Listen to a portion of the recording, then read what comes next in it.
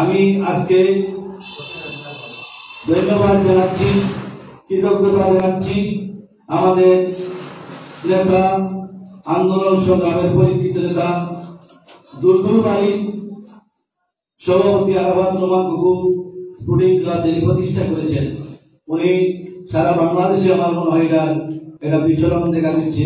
আমি আজকের এই দোয়া মাহফিলে দুলদুল ভাইকে ধন্যবাদ জানাচ্ছি এবং কৃতজ্ঞতা প্রকাশ করছি।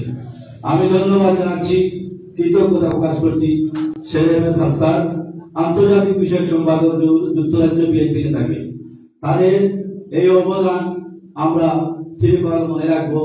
আমাদের ভাই আরাফাত রহমান কুকুর জন্য যে তারা একটা স্পোর্টিং ক্লাব করে বিভিন্নভাবে এটা জাগরণের জন্য প্রত্যেক থানায় তারা যে সহযোগিতা করছে, আমরা কানাইঘাট বাসীর পক্ষ থেকে, কানাইঘাট পৌর বিএনপির পক্ষ থেকে এবং সমস্ত অঙ্গ সংগঠনের পক্ষ থেকে দুলদুল ভাই এবং শেখ সত্তার ভাইকে ধন্যবাদ জানাচ্ছি।